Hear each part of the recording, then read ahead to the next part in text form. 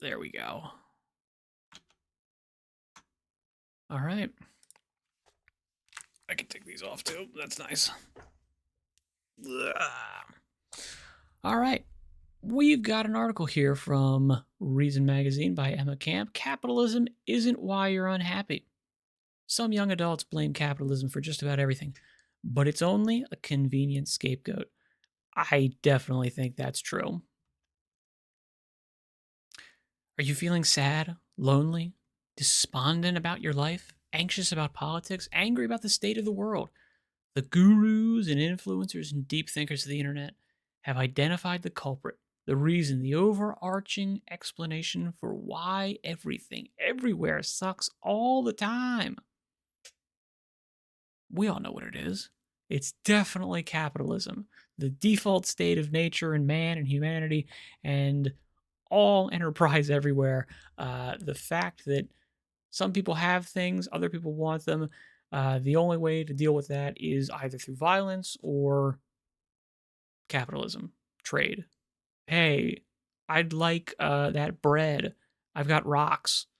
Um, I kind of want a rock that's shaped like an axe.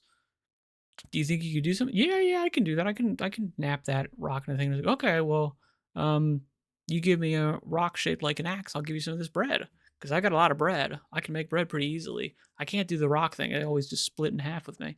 Okay.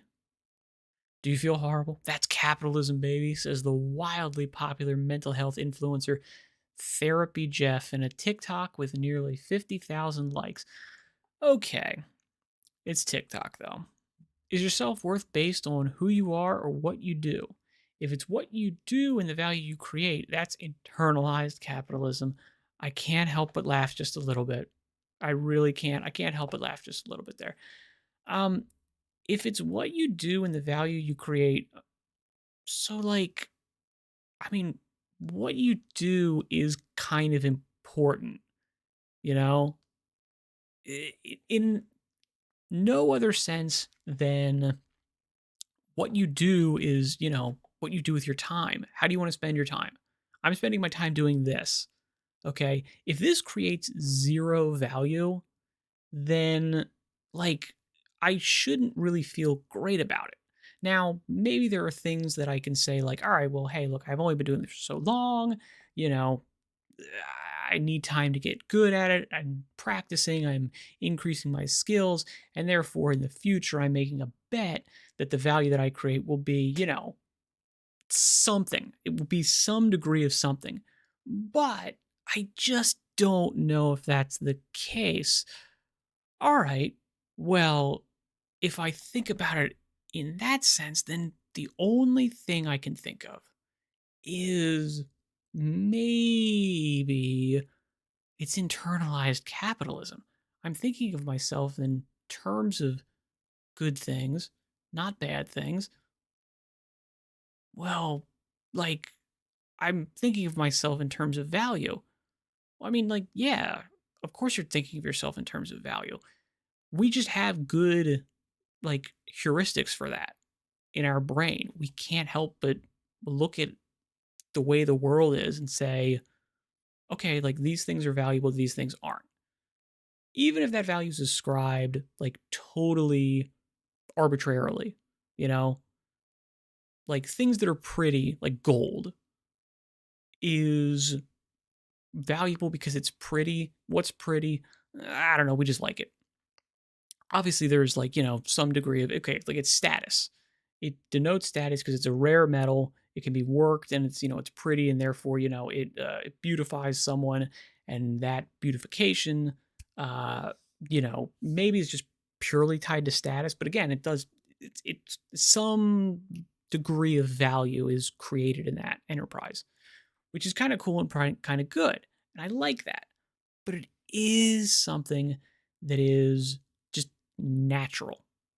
And trying to go against that, again, in the far future post scarcity society, where in which, benevolent, omniscient, omnipotent AI overlords can run everything perfectly and all resources are infinite, then, okay, maybe then we need a new paradigm of value. But for right now, living in the real world means that, having value judgments is probably not only necessary, but it's a good thing. In another video on the platform, two attractive 20 something women discuss how late stage capitalism has affected their social lives and complain that there's a lack of public third spaces. The video was filmed in what appears to be a public park. In another video, this time with over 14,500 likes, a young woman declares that capitalism is the root of all evil. Before adding, I'm also a business owner, but fuck capitalism, right? Yeah. Online capitalism has become a shorthand for just about every disliked cultural trend, no matter how universal or eternal. Unrealistic beauty standards, capitalism. Monogamy, capitalism. People not wanting to give you a ride to the airport, capitalism. Capitalism gets conflated with everything from consumerism and government corruption to the concept of work itself. Online anti capitalism is not so much a reaction against economic reality as it is a reaction against, well, reality, as I was saying. It's the all purpose villain ruining everything that should be good about modern life. I think there are some aspects of, these things that are not great, like the consumerism. It's empty. And I would say, like, my generation, especially, was brought up to believe it's empty. And therefore, that's why we don't really have as much of a consumerist mindset. Unless, like, you were raised with like real deprivation and therefore getting material goods like feels like a real accomplishment. For me, it's nothing. For me, it's meaningless. And I think a lot of people feel the same way, which unfortunately blunts our ambition towards making money.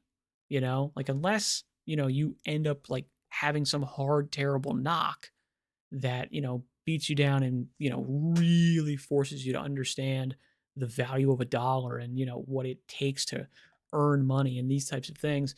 That stuff's just like hardwired into you.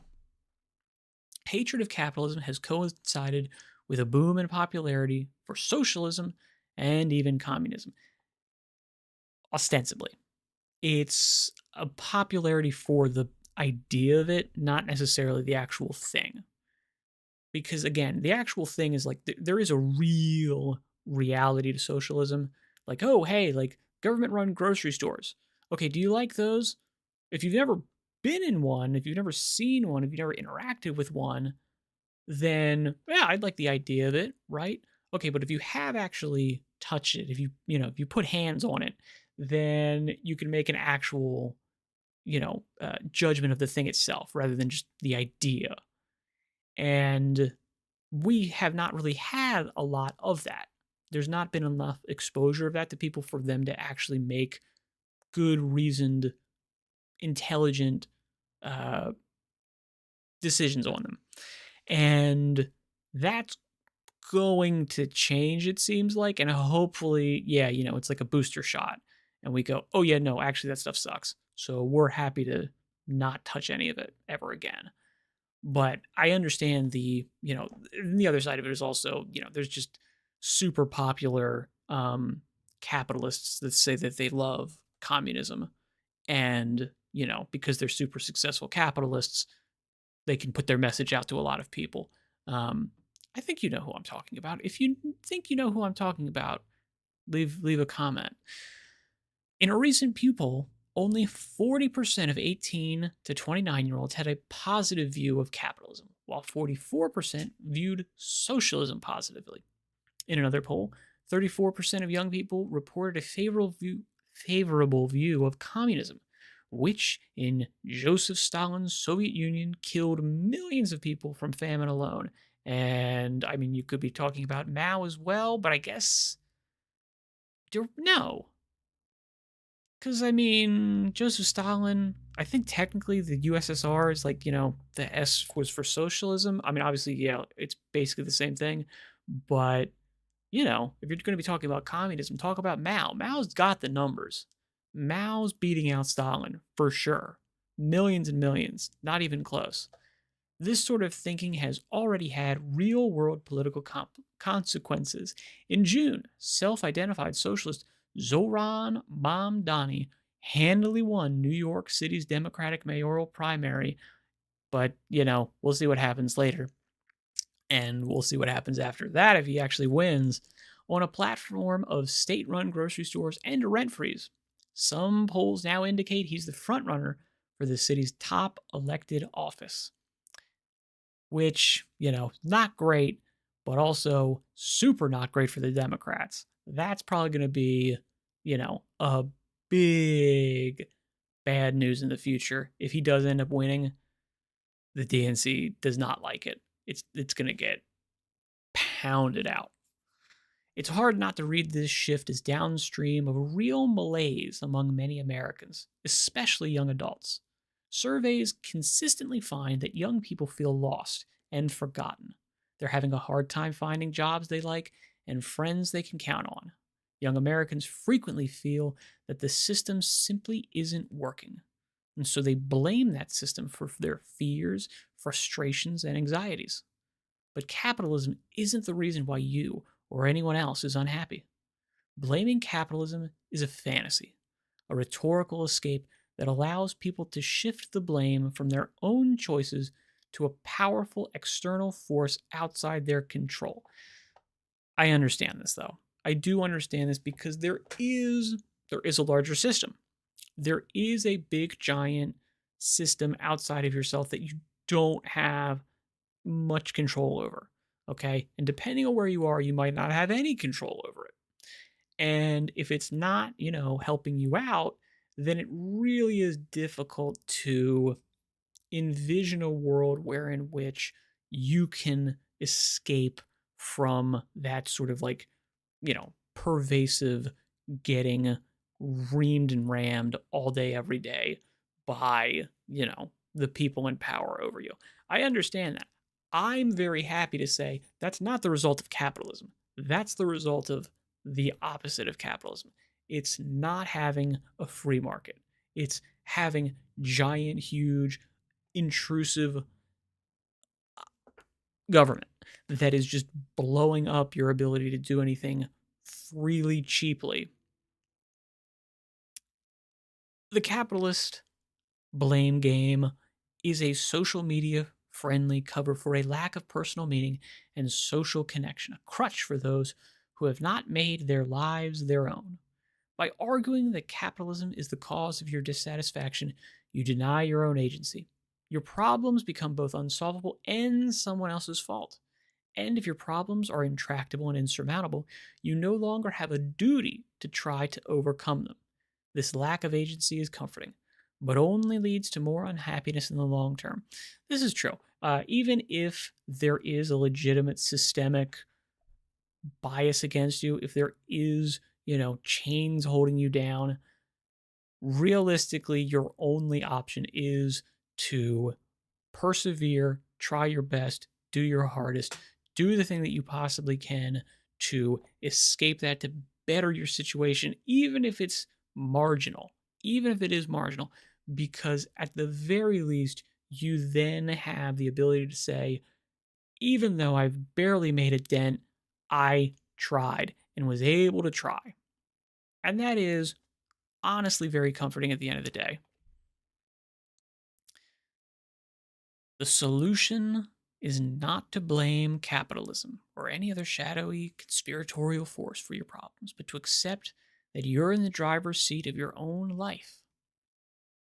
Capitalism versus fun, there's no way that you're going to tell me I'm going to work my whole life, says one 20-something travel influencer in a nearly manic viral video. I mean, if you're an influencer, you probably are going to be working your whole life. I'm going to sit behind a desk, I'm not going to say it, and work 9 to 5 each day of my life until retirement. You're kind of a 20-something travel influencer, so I'm imagining you're not doing that. There is no way that is what life is about. I want to have fun. Like, I actually want to have fun, and I don't understand why this is the norm and we're putting up with this. I mean, where's your stuff coming from? Like this is something where I'm like, I understand the idea of like, I just want to have fun. I just want to enjoy myself. I just want, you know, the dopamine rush to never stop. That's it. That's all I want. I get it. I will also say it's so naive. It's like, dude, you do understand that things require work to exist. Like, it's all cool if you don't want to do anything. You can do it. Like you can do that. You can legit straight up go, no, no, no. I'm not working. I'm not doing these types of things. Um, it's just that, you don't get what you think you get out of it, you know? Like you get homeless. You get deprivation and these types of things. And then just again, like write that large at society. If everybody does nothing, nobody has anything, and you're in a horrible situation. And then, you're just, I mean, obviously, then, it devolves into, the post apocalyptic hellscape. But I mean, it just like when I hear these things, it just smacks of like either you're doing this for the grift, you're doing this to, make a viral video, or you just have literally not thought about anything ever in your life related to reality. In another popular video, a young woman films herself lip syncing from her cubicle with the caption, "When I tell my parents I'm sick of working and they say some dumb shit like, welcome to adulthood, or you're just getting started." Like, bro, I genuinely have nightmares about having to work for the next 60 years. In the comments, it's actually very upsetting. I cry about this all the time. And like, y'all knew how much it sucked, and y'all still had me have more than 2,000 and 1,000 likes, respectively. Yeah. In the discourse of internet, let me just check here. That's a woman. That's a woman. Just checking. That's a woman. That's a man. Okay, just checking. And this one. Yeah. In the discourse of internet anti capitalism, this feeling that adulthood should somehow just be more fun comes up time and time again. It's often paired with a general aversion to having a standard 9 to 5 job at all, even one that pays well. So it's no wonder that many young people seem to share a politically left leaning sense that's just that just about anything is better than the American middle class standard, whether that's Europe, communist Cuba, or even prehistoric hunter gatherer tribes. Again, this is where I do think the non-serious intellectual pursuits of these people does come into question, where you're literally saying like prehistoric hunter-gatherer tribes, and I was like, okay, so you know those big words, but you don't know anything about prehistoric hunter-gatherer tribes. Um, like you're done. You might remind one of these creators that Spain's youth unemployment rate is over 25%, that 10% of Cuba's population fled the country in 2022 to 2023, and that Stone Age life was no love fest. But you probably won't convince them to extol the virtues of free markets and the dramatic reduction in poverty wrought by global capitalism. Yes, that is true. That is legitimately true that, the vast majority of people that have been lifted out of poverty have done so on the backs of capitalism. Okay? And that's because this kind of anti capitalism is fundamentally an escapist fantasy. It's a form of utopian thinking that irrationally assumes capitalism is the only thing standing between you and a life without real problems. You can find utopian anti capitalism on the far right as well. Instead of dreaming of a world without work or consumerism, right wing trad bros fantasize about a past when women were financially dependent on men and immigrants didn't compete with native born Americans for jobs. Is that anti capitalism? I don't know if it's anti capitalism to say non citizens could compete with you. I don't know if that's anti. I mean, like to some degree of libertarianism. I know some libertarians would absolutely disagree with me on this, but some agree with me. Like a Dave Smith agrees with me. On the left, though, a world without capitalism is often imagined as a world without responsibilities of any kind. This view is laid bare in one viral 18-second TikTok in which a young woman creates a mock dialogue between humans and capitalism. I'm guessing it's this one, but I'm not going to watch it. What do you dream of doing? Capitalism asks. To which humans reply that they really like just hanging out. For a punchline, an exasperated capitalism huffs, we can't exploit you off that. Pick something else. I mean, they definitely can. Yet a world in which everyone can just hang out instead of working is a totally unworkable plan for human. You're getting into the weeds now, man. Come on. A totally unworkable plan for human society? To believe capitalism is the only thing holding us back from endless leisure is to suggest that food and clothes can grow and sow themselves. Yeah. Come on, man. You're getting into details. You're getting into reality. Okay? Make a story. Make a story about something. And that you've forgotten that the automation we do have in those industries is itself an outgrowth of capitalist industrialization. It's the kind of magical thinking that, as one band of online communists made clear in an infamous 2020 Twitter thread, assumes that everyone in the commune gets to brew lattes and write poetry, while no one has to scrub latrines or dig ditches. Yeah, visit a commune. Everybody does that. The obvious problem with this utopian anti-workism is that work, especially of the grueling and miserable kind, has always been a part of human life. Capitalist exploitation is not the only reason why human beings engage in labor. In fact, it is only in the modern capitalist world that any significant portion of the population has labored with their minds rather than their bodies. Under every economic arrangement, in every point in history, human beings have had to earn their keep, whether that's in an office, in the fields, or in the home. The only people who could be convincingly described as living in comfort while not working are the absurdly wealthy, and leftists presumably believe that no one should be that rich unless it's them. The purpose problem.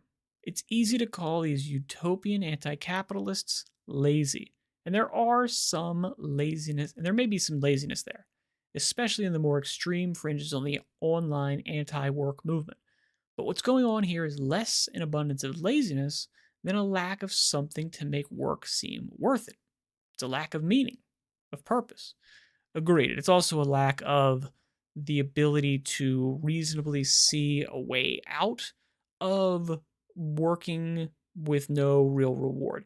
And a lot of this has to do with, okay, hey, inflation, taxes, which are, largely government problems in terms of like they're caused by government.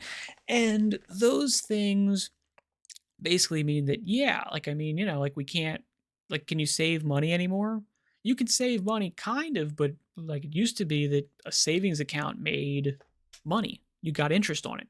So you could say, yeah, you know what? I'm going to put 10% of every paycheck into a savings account and I'll get some interest on it and that'll make me rich down the line.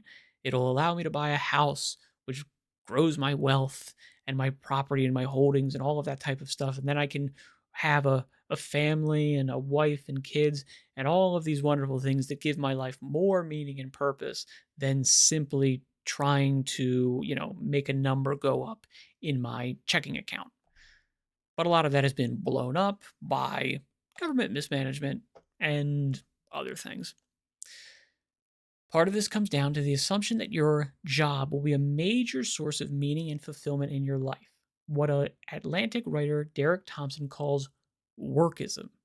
In one 2023 survey, 88% of parents believed it is very important for their kids to have a career they enjoy, which is 21% said it is very important that their kids get married. A similar proportion thought it's very important that their kids have children of their own. And only around half placed the same importance on getting married. But according to the University of Virginia sociologist Brad Wilcox, being very satisfied with your job increases your chances of being very happy with your life by 145%. Being very unhappy in your marriage increases your chances of general happiness by a staggering 545%. The gulf isn't exactly surprising. Most jobs, even most elite college level jobs, are not particularly interesting or intrinsically fulfilling. Even the best jobs, perhaps including the one that allows me to write this essay adorable, aren't likely to provide the sense of contentment and joy that a good marriage does. The message that you can reliably expect happiness and meaning from your job sets young people up for disappointment. Very true. And a huge failing of both the education system and just the culture in general. And the super unfortunate part about it is it's so difficult to deprogram this. It's so insanely difficult to deprogram this out of people, myself included. The message that you can reliably blah blah blah blah blah. Yeah. The message that you can reliably expect happiness and meaning from your job sets young people up for disappointment and incentivizes them to deprioritize the interpersonal connections that are much more likely to lead to fulfillment. It's no secret that young Americans are delaying family formation. Lyman Stone, a researcher at the Institute for Family Studies, has argued that under present trends, 1 in 3 young people who are 19 or 20 today will have not married by 45. Around the same percentage of Gen Zers and millennials say they neither have nor want kids. And young people aren't replacing family responsibilities with rich friendships. A 2023 poll found that 1 in 4 Americans aged 18 to 29 reported experiencing loneliness the day prior, 7 percentage points higher than the adult average. Okay, it's not super significantly statistically significant, but it's there. In person socializing is plummeting too. America is in a party deficit, Atlantic writer Ellen Cushing put it in an article aptly titled, Americans Need to Party More. Only 4.1% of Americans attended or hosted a social event on an average weekend or holiday in 2023, according to the Bureau of Labor Statistics. This is a 35% decrease since 2004, she wrote. Compared with just a few decades ago, we're in a world where the median 20-something has fewer reasons to leave their house, fewer parties to go to, fewer friends, and fewer opportunities to meet a romantic partner.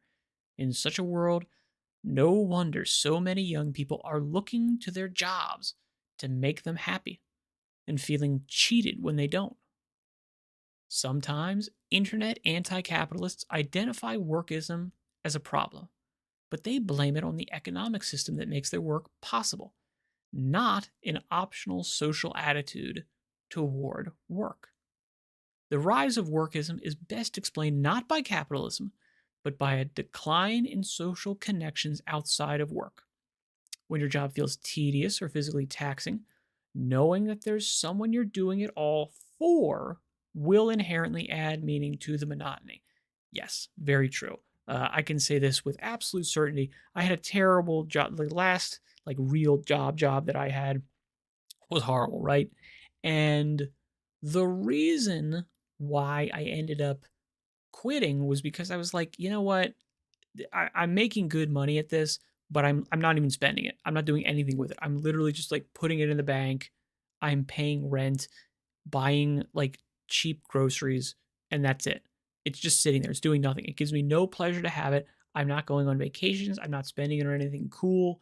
Even if I did spend it on something cool, I think I'd be wasting it. If this was for my wife, for my kids, for something like that, I'd go, you know what? At the very least, I can say that I'm busting my hump, going in, working 80, 90 hours a week at a job I don't really like because I've got something more important that I'm paying for with it. My time actually now has meaning, as opposed to money, which is meaningless to me. It helps to feel like you're working for something other than yourself, whether that's to support a family or a spouse, or even to fund outings with friends. It's not going to be as much, but it's there, I guess. It is a fact of life that we must work, but you're unlikely to be happy if you don't have anything going on when you clock out. Conversely, having something going on in your life besides your job also staves off the worst kinds of workaholism. If you find a meaning through your friends, family, or religious community, working yourself ragged for that promotion or following a prestigious career path you hate feels less crucial for maintaining your self worth. I do think the internet anti capitalists are right about one thing.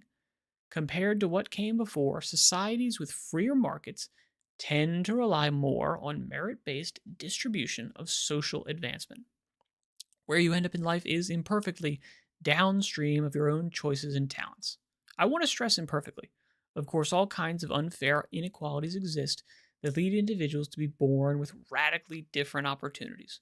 The good news is that never before in human history has a person born into poverty had more opportunity to escape it.